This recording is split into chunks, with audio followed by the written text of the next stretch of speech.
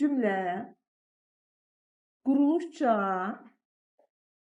iki yerə bölünür. Bir sadə cümlə, bir də mürəkkəb cümlə.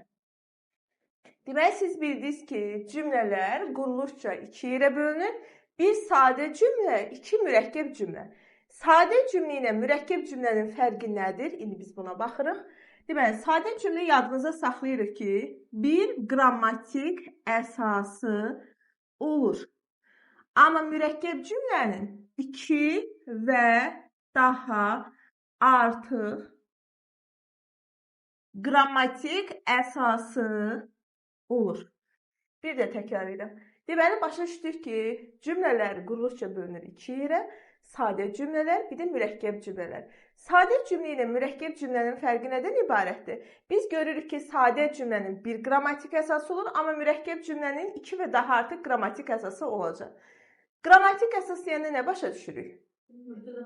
Ay, sağ ol. Mübtəda, bir də xəbər başa düşürük. Əgər biz desək ki, məsələn, Yusif testlərini yazır. Nə edir? Yazır. Kim? Yusif. Biz buna deyəcəyik sadə cümlə. Amma mürəkkəb olması üçün iki və daha artıq qrammatik əsası olmalıdır. Necə işlənməlidir? Məsələn, deyirik ki, mən yazılarımı yazıram. O dərslərini oxuyur. İndi biz buna deyəcəyik mürəkkəb cümlə. Niyə mürəkkəb cümlə deyirik? Çünki yazılarını yazan mənəm, oxuyanda odur. Deməli, başa düşürük ki, əgər iki qrammatik əsas varsa, biz bunu götürəcəyik nə? Mürəkkəb cümlə. İndi siz burada həmcəslə qarışdıra bilərsiniz, amma həmcəslə qarışdırmırıq. Diqqətli oluruq, niyə? Çünki desən ki, Əli, Vidadi, Yusif yazırlar. Nə edirlər? Yazırlar. Kim Yusif, kim Vidadi, kim Əli. İndi bu cümlədə deməyin, üç mübtəda var, bir xəbər, onda necə eləyək? Yenə də siz bunu götürəcəksiniz sadə cümlə kimi. Niyə sadə cümlə götürürsünüz? Xeyr. Çünki həmin üç dənə mübtəda bir xəbərə aid. Ay, sağ ol. Yenə də həmin o üç mübtəda bir xəbərə aiddir. Başa düşdük? Xəbər bu mübtədalara aid olan hərəkətə hökmü bildirəcək. İndi, əgər yenə bu şəkildə də görsəz, məsələn,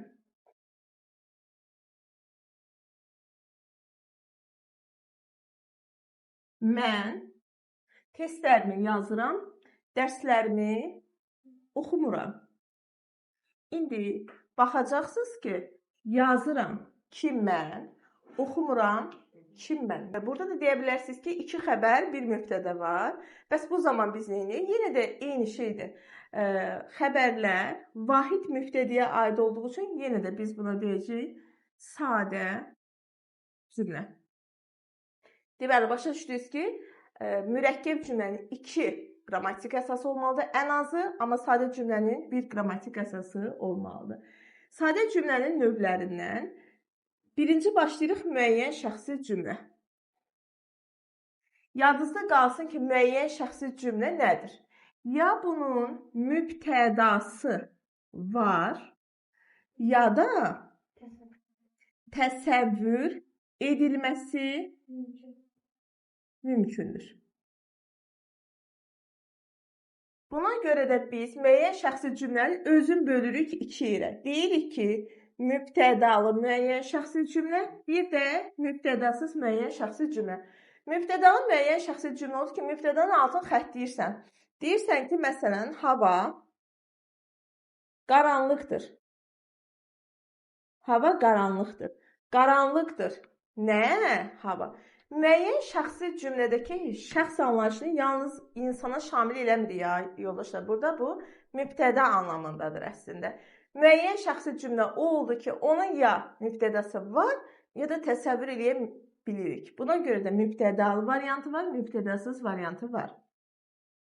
Hava qaranlıqdır. Qaranlıqdır nə hava? Biz buna deyəcəyik mübtədalı müəyyən şəxsi cümlə. Bəs biz mübtədasız müəyyən şəxsi cümləni necə seçirik? Deyirsən ki, yazılarınızı yazırıq. Deməli, biz başa düşürük ki, burada yazılarını yazan bizik. Yəni, bunu beynimizdə təsəvvür edirik. Şəxs sonluğuna görə müəyyənləşdirəcəyik. Deməli, biz şəxs sonluğuna görə müəyyənləşdirəcəyik ki, bu olacaq mübtədasız müəyyən şəxsi cümlə. Amma burada da bir məqama diqqət edirik.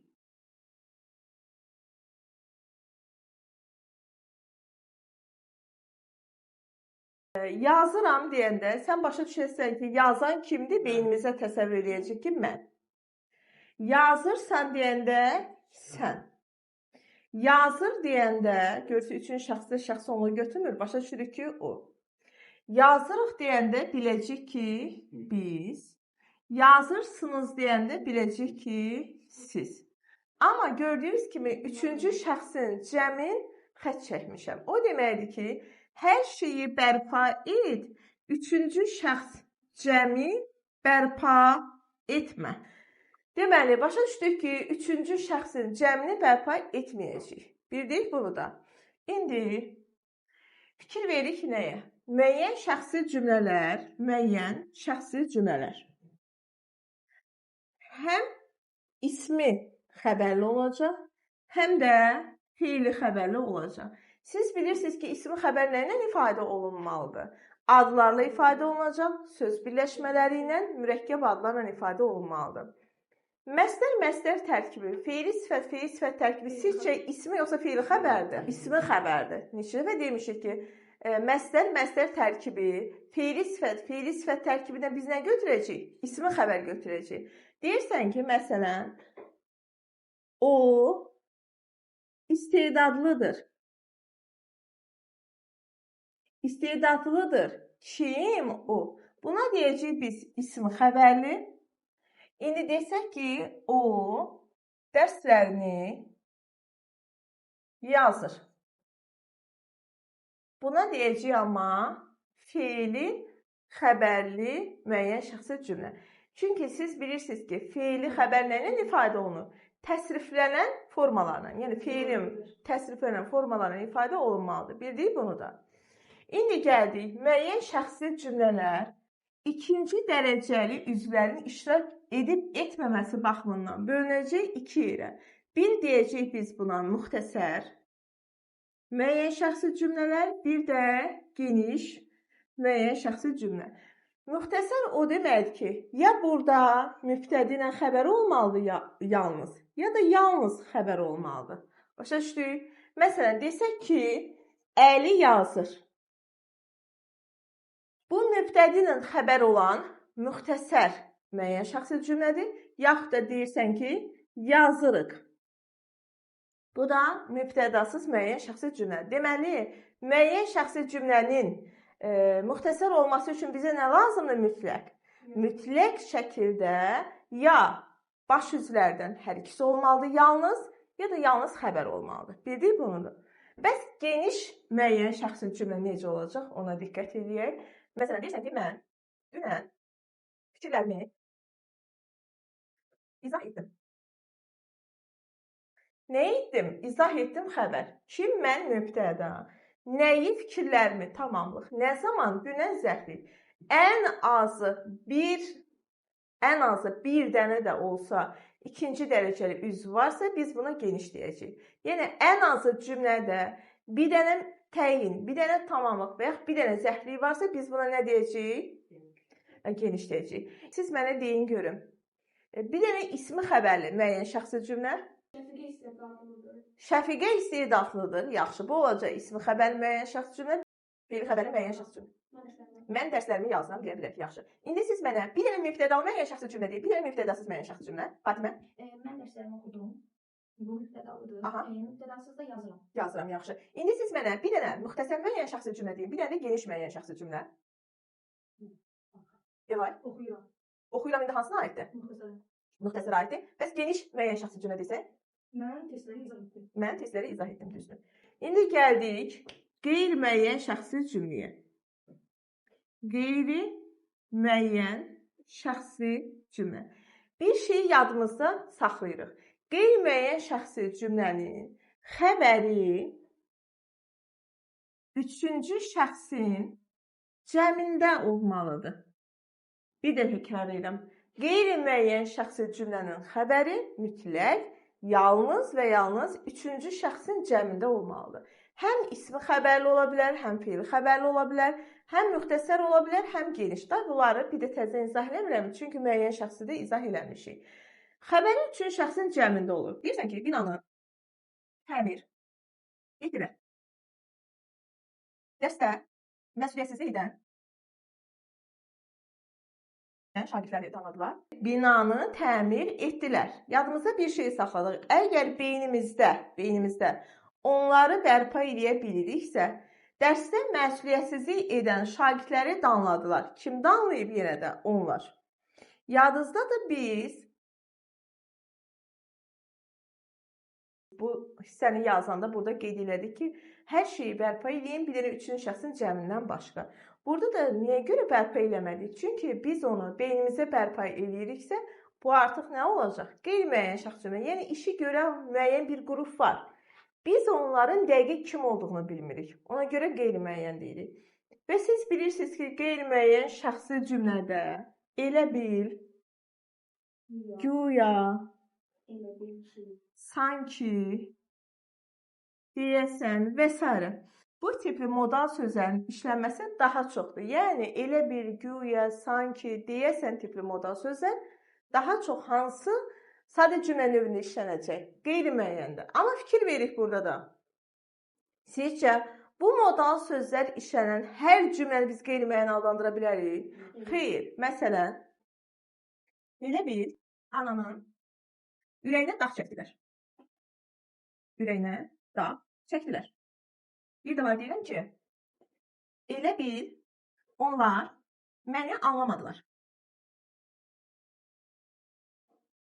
Deməli, iki cümlə yazmışıq. Elə bil ananın ürəyinə dağ çəkdilər. Deməli, siz əgər beyninizdə bərpa edə bilirsiniz ki, dağ çəkən kimdir? Onlar. Biz buna deyək ki, qeyri-müəyyən şəxsi cümlə, amma elə bil onlar məni anlamadılar. Burada modal sözü gördüyünüzə baxmayaraq, anlamadılar. Kim? Onlar. Yenə də biz buna deyəcəyik artıq müəyyən şəxsi cümlə. Niyə görə müəyyən şəxsi cümlə dedik? Çünki cümlənin daxilini siz mübtədanın altını xəttləyə bildiniz. Sintaktik təhlil eləyə bildiniz. Başa düşdünüz bunda? İndi gəlirik ümumi şəxsi cümləyə. Ümumi şəxsi cümlə xəbəri ya ikinci şəxsin təkində olmalıdır, ya da üçüncü şəxsin cəmində olmalıdır. Deməli, bir də təkrar edirik. Siz bildiniz ki, qeyri-müəyyən şəxsi cümlənin xəbəri oldu yalnız üçüncü şəxsin cəmində, ümumi şəxsi cümlənin xəbəri oldu ikinci şəxsin təkində, üçüncü şəxsin cəmində və ümumi şəxsi cümlənin bəs o birlərindən fərqi nədən ibarətdir? Yadımızda saxlayırıq ki, əsasən nə deməkdir? Yəni, daha çox. Əsasən, atalar sözləri hikmətli kəlamlarla ifadə olunur. Kəlamlarla. Əsasən, atalar sözləri hikmətli kəlamlarla ifadə olunur. Ümumi şəxsi cümləni o birlərinə necə ayıracaq? Fikir, iş, hərəkət eyni anda hamiyə aid olmalıdır ki, biz buna nə deyək? Ümumi şəxsi cümlə deyək. Bildik bunda. Məsələn, deyirsən ki, İgidin adını eşit, yüzünü görmə.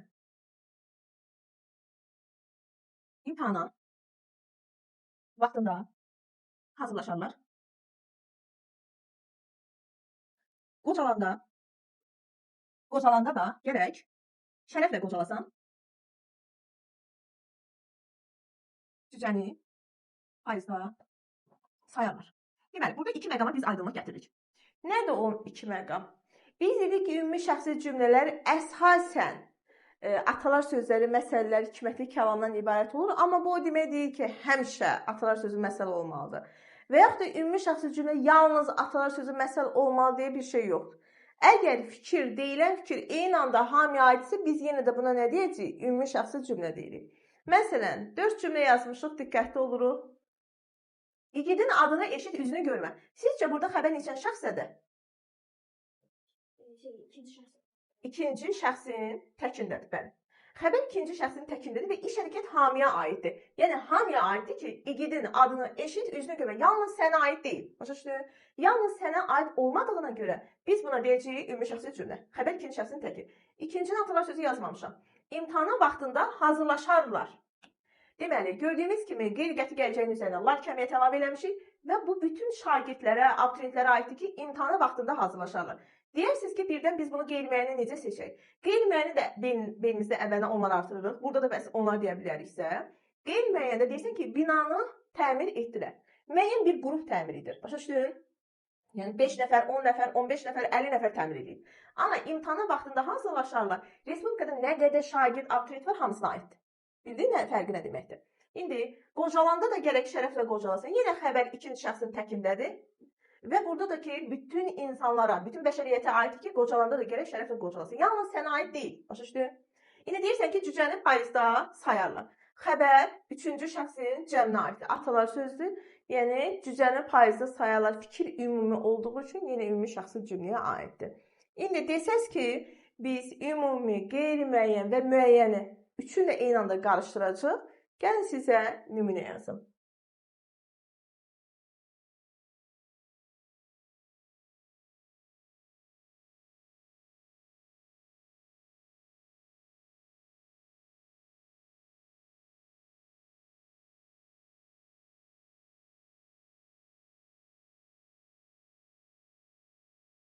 Deməli, yenə də cümlələri yazmışıq. Sadə cümlənin növlərini müəyyənləşdirəcəyik. Birinci cümləmizdə baxırıq, diqqətli oluruq. Yazda hər tərəfdən gül çiçək ətri duyursan. İndi siz mənə deyin görüm. Xəbər neçən şəxsədir? İkinci şəxsin təkində. Sadə cümlənin hansı növünə aiddir? Ümumi şəxsidir. Yəni niyə ümumi şəxsi cümlədir? Ona görə ki, burnu olan hər kəs yazda hər tərəfdən gül çiçək ətrini duyur axı. Yəni bu ümumi hamiyə aiddir ki, yazda hər tərəfdən gül çiçək ətrini duyursan, deməli bu olacaq ümumi. Mənim fikrim budur. Təhlil edək. Budur. Müəyyən şəxsidir, bəli. Sanki mənə dünyanı verdilər. Qeyri-müəyyəndir. Elə bil onlar, hazır deyirlər kim onlar, müəyyəndir. Çörəyi ver çörəkçiyə, birini də üstəlik. Birinci siz mənə deyin görüm, bunun xəbəri neçən şəxsədir? İkinci şəxsin təkindədir. Bunda da ümumi. Ümumi şəxsidir, bəli. Ümumi şəxsi cümlədir. Və fikir də hamiyə aid ki, çörəyi ver çörəkçiyə, birini də üstəlik. Başa düşdük bunda. İndi gəldik, diqqətli oluruq. Şəxsi cümləyə. Şəxsi cümlənin adından da görürsünüz. Şəxsi cümlə. Yəni burada nə mübtəda yoxdur, nə də onun bərpası mümkün deyil. Şəxsi cümlədə həm ismi xəbərli olur, həm feil xəbərli olur, həm müxtəsər olur, həm geniş olur. Bildik bunu. Məsələn, onun ad günü idi.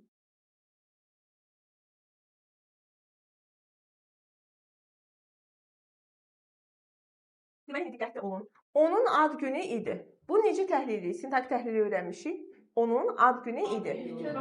Bütöv, sağ ol. Bütöv xəbər. Çünki ismi birləşmənin sonuna idi əlavə olunur və bütöv xəbər. Şəxsi cümlənin xəbərini də yadımızda saxlayırıq ki, yalnız üçüncü şəxsin təkində olacaq. Yalnız üçüncü şəxsin təkində. Başa düşdük? Burada da onun ad günü idi, üçüncü şəxsin təkindədir və mübtədi gətirmək olur bura. Məsələn, yazıra deyirsən, o yazır.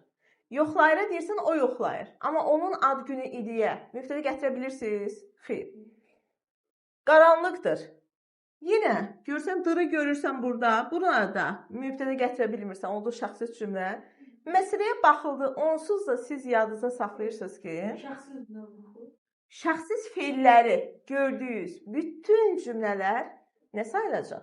Şəxsiz cümlə sayılacaq. Aşağıdakı cümləyə məsələn deyəcəksiniz, Feili xəbərli geniş, yuxarıdakı cümləyə deyəcəksiniz ismi xəbərli müxtəsər. Bu da olur şəxsi cümlə. Amma burada bir dənə diqqət etməli olduğunuz məqam var.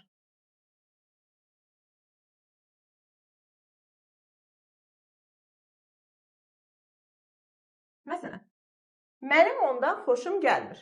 Xoşum gəlmir nədir? Frazeoloji birləşmə. Xoşum gəlmirdəki frazeolojinin tərkibindəki mənsubiyyətin hardasa bir yəsi varsa, yəni yəlik al, aysa bu bütöv götürülür. Yəni sən buna nə deyəcəksən artıq? Yenə şəxsi cümlə və müxtəsər deyəcəksən. Çünki yalnız xəbərdən ibarətdir. Bildik bunda. İndi gəldik adıq cümləyə.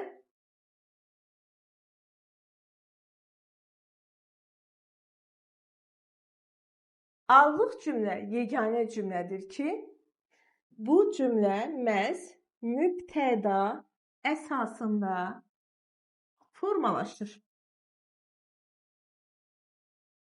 Deməli, bildiniz ki, müəyyən şəxsi cümlə həm mübtəda, həm xəbər əsasında formalaşır. Qeyri-müəyyən ümumi şəxsi cümlə xəbər əsasında formalaşır. Adlıq cümlə isə mübtəda əsasında formalaşacaq. Adlıq cümlədə belə başa düşdünüz ki, mübtəda əsasında formalaşırsa, adlıq cümlədə nə olmamalıdır? Xəbər yoxdur. Məsələn, deyirsən ki, may ayının ortaları.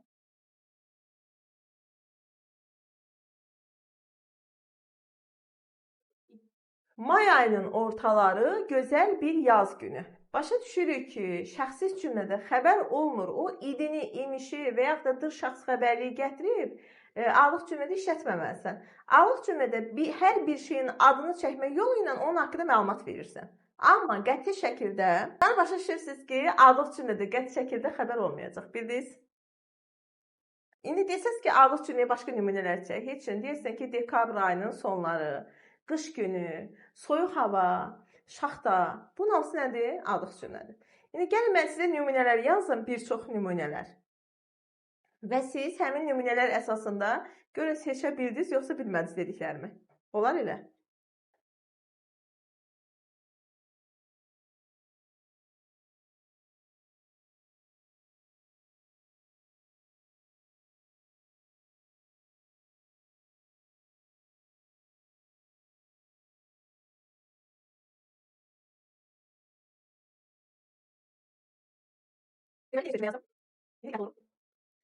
Uşağın üzü qızarmışdı. Ay sağ ol. Qızarmışdı nə? Uşağın üzü. Biz buna deyəcəyik müəyyən şəxsi cümlə. Ümumi niyə olsun? Təsəvvür ki, bütün respublika yığışıb sənə dostuna hədiyyə alıblar. Fikir hamiyə aiddir bəyəm. Onda sənin dostun milyonçu oldu da. Dostuma hədiyyə aldı. Başa düşürsən ki, bu hədiyyə alan kimdir? Müəyyən bir qrupdur. Sinif yoldaşlarıdır, dostlarıdır, qrup yoldaşları, yəni iş yoldaşları müəyyən bir qrup olduğu üçün buna deyəcəksən qeyri-müəyyən. Sonra kəndin ayağında kiçik bir ev, mehriban ailə. Bu nə olacaq? Adlıq cümlə. Hardan bilirsiniz adlıq cümlədir? Xəbəri yox. Sənin sevdiyin günlərdən biri idi. Şəxsidir, bəli. Şəxsi cümlədir. Bütün cümlələrin həm ismi xəbərlisi var, həm feili xəbərlisi, həm müxtəsəri var, həm genişi var. Amma bir dənə ümumi şəxsi cümlədə, ümumi şəxsi cümlə yalnız feili xəbərli olur. Başa düşdük? Ümumi şəxsi cümlə yalnız feili xəbərli olur. Kimlər başa düşməli? Tamam oldu. Sağ olun, sağlıqla qalın.